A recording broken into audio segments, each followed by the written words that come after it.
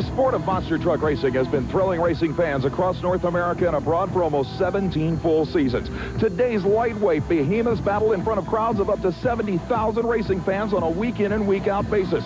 The original monster truck was created in 1974 by St. Louis, Missouri's Bob Chandler. Originally designed to create some business for his four-wheel drive center, the incredible Bigfoot became an overnight sensation across the country. But indeed, it was this machine from those original exhibition car crushes that started a sport, literally a multi-million-dollar business that spawned new machines, including the Gravedigger, world champion Fred Schaefer's Barefoot Chevrolet, and dozens more. These are the machines that now battle for supremacy in one of the fastest-growing indoor motorsports in the world. And at this point, it doesn't appear to be slowing down. More and more machines year in and year out are battling the kings of this particular business. And here in Seattle, Washington, we are ready for the first round of competition in side-by-side monster truck racing here at this U.S. Armored Association Championship battle. Dennis Anderson in the near lane. The Gravedigger 1950 Chevrolet leaves the starting line against Travis Welch in the Destroyer. But look at the Gravedigger come on for an absolute blowout of the local Washington driver. While Travis Welch left the starting line right with the big green Chevrolet, Anderson flat-footed it at the first set of crush cars and then wheel-stood his way across the finish line. He'll advance to the semi-final round for the Chevrolet fans. Anderson heads back to the pits to perform any in-between rounds repairs that may be needed. But at this point, the machine looks clean.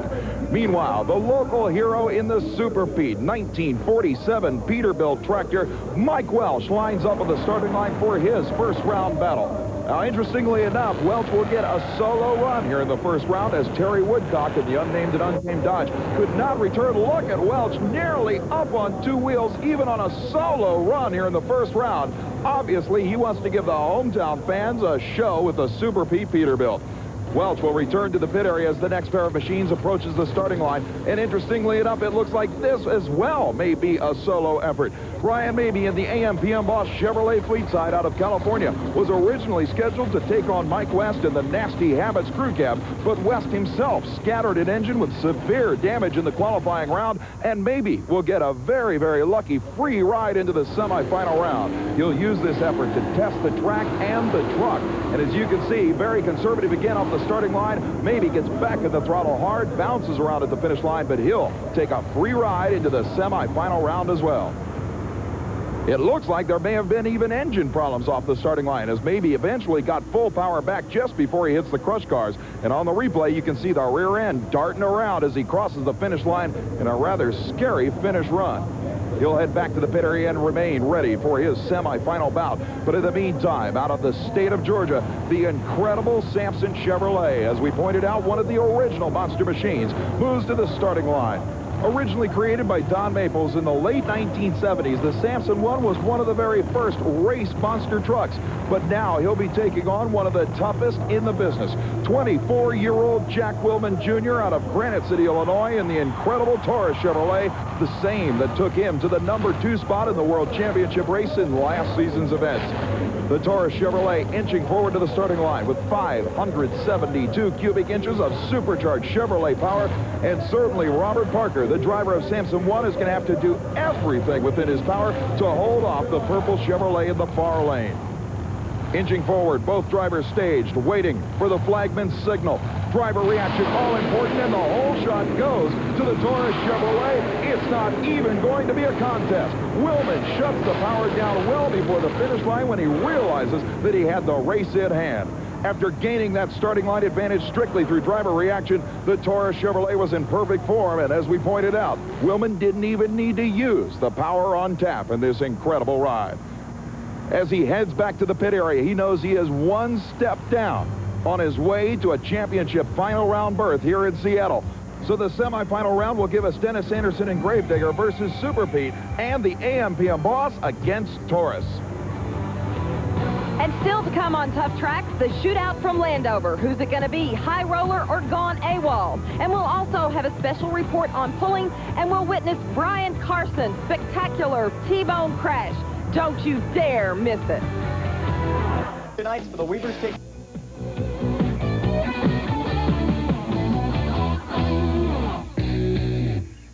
Super Pete is ready to take the ride of his life as he is faced here in the semifinal round in Seattle with battling Dennis Anderson and the incredible Gravedigger.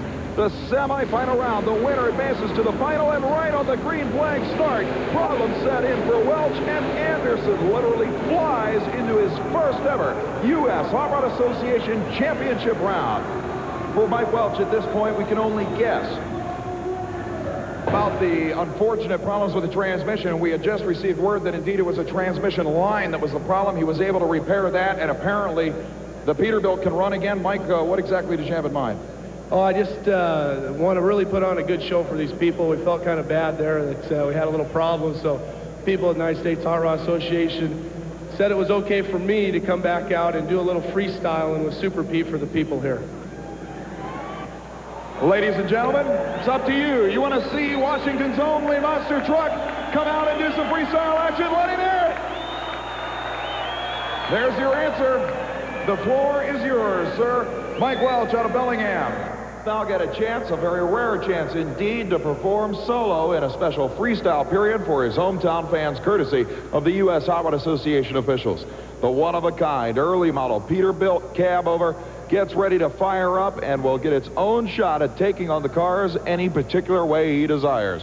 Obviously, the crowd is waiting, anticipating probably one of the more wilder segments of this particular event, as Welch heads out to the cars to show the fans what the incredible Super Pete can do.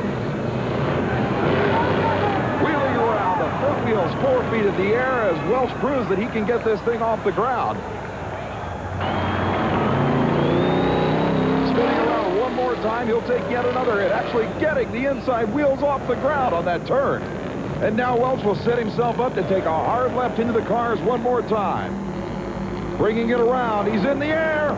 And on his side, Mike Welch puts the Super Pete Peterbilt literally on its side in front of his hometown fans, and they can't believe their eyes. We can see in the cockpit of the machine that Welch himself telling the officials he's okay. But what a wild ride, and even Mike Welch didn't have that kind of show planned, I guarantee it. I guess the only way out of it at this point is through the window, sure enough. Welch will hoist himself out of the floundered Peterbilt to the cheers of his hometown fans. What an incredible job. You want sportsmanship and showmanship. Mike Welch has got plenty of both here in Seattle. Taking a look at the replay, Welch again setting himself up for that hard left. Hits the dirt berm, and that's what put the inside wheels up. And a rough landing as he comes down hard on the right side of this truck.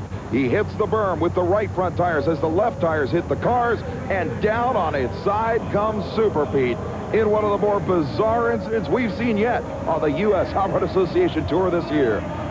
It looks like Welch will be able to limp the slightly wounded Super Pete off the Kingdome floor. From our vantage point, only a flat right rear tire appears as damage for the incredible Super Pete. With Gravedigger in the final round, we still have Taurus versus the AM/PM boss to go. Stay with us.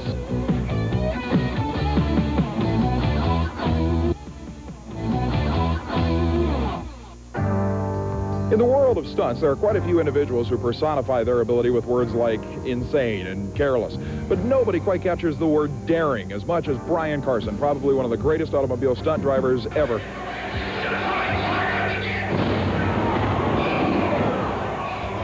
Brian, you've been around this business long enough to admit that there have been quite a few instances in your career where things didn't work out quite as well as you planned, but they ended up being boons to your career. Yeah, I mean, we always guarantee a wreck in our stunts, and, you know, sometimes it's more than we expect. It's part of the business, and that's why the people are paying the money, to see some guy get close to the edge and still walk away. And hopefully that'll happen here. You've had some rough rides. Yeah, I think every ride we do is a rough ride. I'll tell you what, you know, we've known each other for quite a while here, and I've been in the business 16, 17 years, almost 1,800 cars wrecked. I must be doing something right safety-wise, otherwise I wouldn't be around, I don't think. Yeah, we push it a little bit, but, you know, that's my job. That's what I'm getting paid to do. How do you feel about this particular building? I don't think you've ever been in a situation where you've had to jump quite this high in an explosion at Kingdome. We are really strapped for room here. We've only got maybe 60 feet outside the building, and they're calling for rain tonight. So, and if it rains, boy, we're going to be in deep trouble. See, if we go too fast in this stunt, we go over the cars. We go too slow, we get buried in a pile of fenders in the bottom. So it's going to be a tricky little stunt here in the Kingdome. I should point out that you've never been one to be afraid of wet tires on concrete. No, like I said, hey, we're getting paid to thrill these people. We're going to do it one way or the other. And if anybody can thrill him, Brian Carson is the man to do it, whether or not he comes out of it okay. And as Brian Carson prepares for his incredible battle against a wall of cars, we prepare to determine the other half of the championship U.S. Hartman Association Monster Truck Final Round here at the Kingdome in Seattle. Jack Wilman and Taurus, the #2 qualifier in this 8-truck extravaganza, will be battling Brian Mabey out of Los Angeles, California in the AM/PM Boss, one of the many machines in Super Truck fleet owner Seth Dalton's stables from Southern California. At this point, Mabey knows that if from a horsepower standpoint, he is nearly outclassed. This is what it looks like from the bumper of the incredible Taurus, our special on-truck camera giving us a vantage point never before seen. Wilman backing up behind the starting line, trying to align the Taurus machine where he thinks traction and a soft landing will be best applied. Mabey waiting patiently staged in the red and white Chevrolet in the near lane. Now waiting for the starter signal to determine the other half of the final round here at Seattle. They leave the starting line together, but already the Taurus Chevrolet pulls out an advantage and then sails to a championship final round berth. And it has become the spectator dream race that everybody was hoping for. On the replay, you can see the Taurus Chevrolet literally 6 feet in the air on a rough sideways landing that gave Wilman a rough time of handling that truck. From the on-bumper camera, watch this hit as he hits the crush cars 6 feet in the air, and then that sideways bounce as he heads for the championship battle to take on Dennis Anderson and Gravedigger. Back in the pit area, Jack Wilman and his crew checks the incredible purple Chevrolet for any damage, but from our vantage point, it looks clean and ready. Now it's time for another Crunch of the Week, brought to you by Nintendo. Now you're playing with power. Here in Seattle, Super Pete's Mike Welch elected to thrill the crowd with a bone-jarring freestyle exhibition. In one of the heaviest monster trucks around, a tight left turn lifted the inside wheels and over he went. An adrenaline rush for the fans of Seattle. That's today's Crunch of the Week.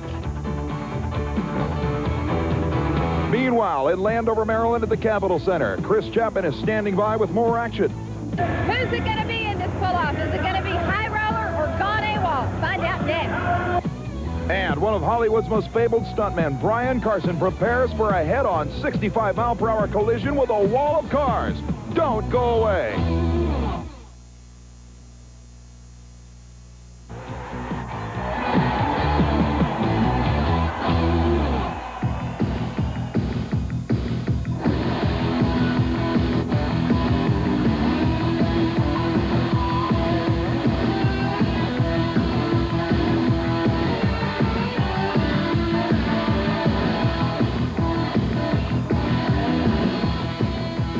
I'll tell you, after 1,700 cars, close to 1,800 cars, it's one of the first times I've been nervous for a jump like this because the speed is also crucial on this thing. We have to have 65. We have to have it.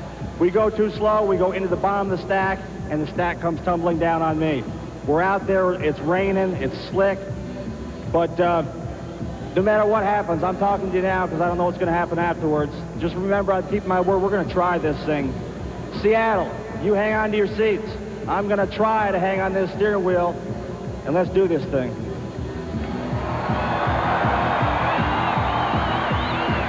There's no way you can fake something like we're doing here in the Kingdome. It's obvious what's going to happen. We're going to do a mid-air car crash 40 feet above the turf, and there's no way out. I mean, there's going to be a wreck.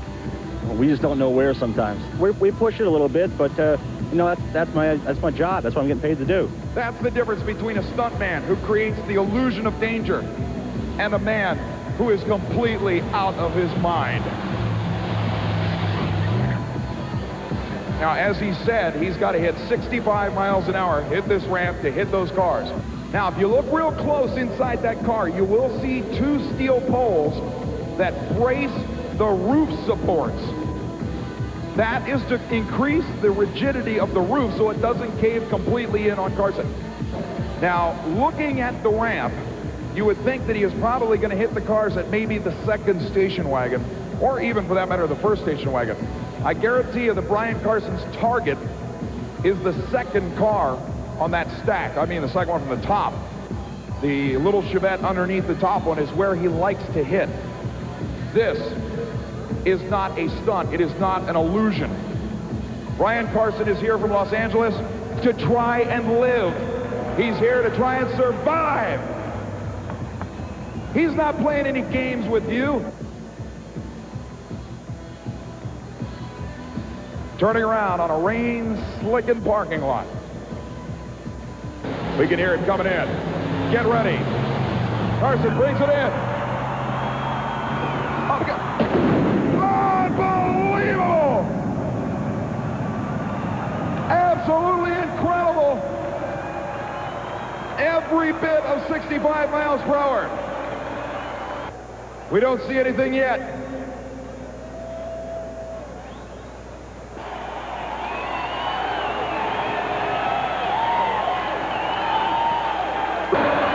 The safety crew is with him.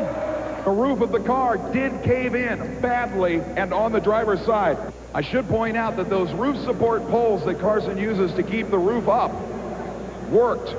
It was the roof itself that folded up. It wasn't because of the support collapsing. Well, ladies and gentlemen, Carson is being pulled out. He is moving, but not very much. Make some noise for this man. Brian Carson, ladies and gentlemen.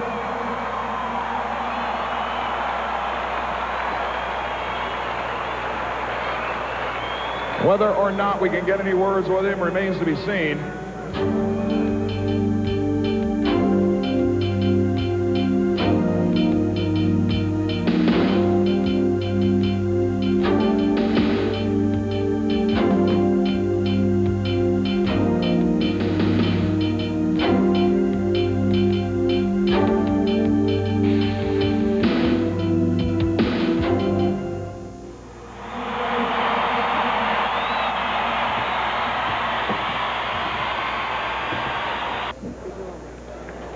Ladies and gentlemen, he is up.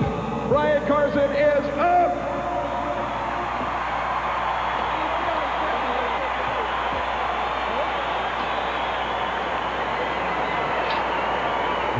This guy is unbelievable. I don't know how you keep surviving these things. I'll tell you what.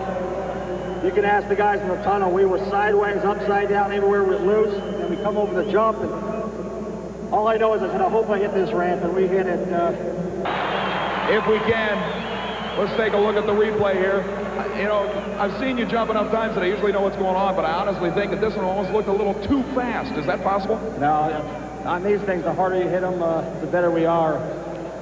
Something caved in on me. I don't know if it's It was the roof. well, I mean, a car caved in on it. So. All right, here's the replay. Go through it with us. Right about here, we were a little bit too slow, but it's too late to turn around, so we just went for it. And about there, I'm hitting the dashboard trying to hide for what's about to come. And I'll tell you, it was like hitting a brick wall. And you drove right through it. We wanted to be a little bit higher. I'll tell you what, I think I need to go sit in the hot tub for a little bit here. Seattle, I'll tell you, God bless you, I love you. Great city, I love you. Unbelievable. Ladies and gentlemen, Brian Carson.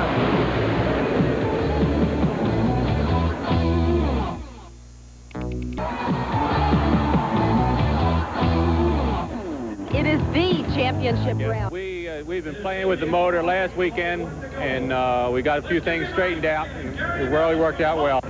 So tell me a secret about your truck. Well, there isn't really any secret, I guess. Lee Edwards does the power plant in it, so maybe that's the secret right there. Good luck to you in future pulls. Well, we needed a win tonight. We got the win tonight. We had one last week down in Georgia, so we're not doing too bad. We're on a roll so far this year. No pun intended. No pun intended.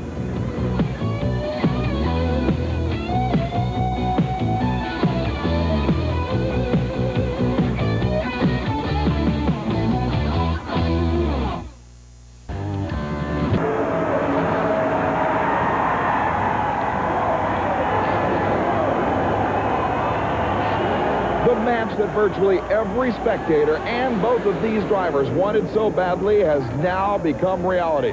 The winner takes it all. Gravedigger versus Taurus on the line and ready. Gravedigger gets the hole shot. Both trucks incredibly high in the air, but the win goes to the 1950 Chevrolet Gravedigger. Both machines sliding to a halt, literally within a few feet of each other, nose to nose, in what could only be described as the highest flying final we ever could have imagined.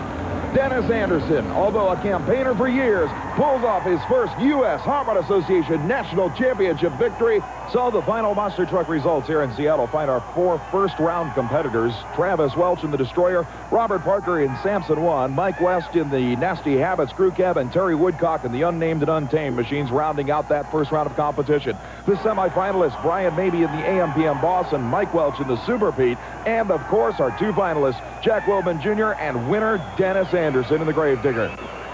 Out of the cab, you couldn't ask for a wilder final round than that. Yeah, you know, I was sitting over there pumping myself. I really wanted to pull this one off. We got a great crowd here tonight.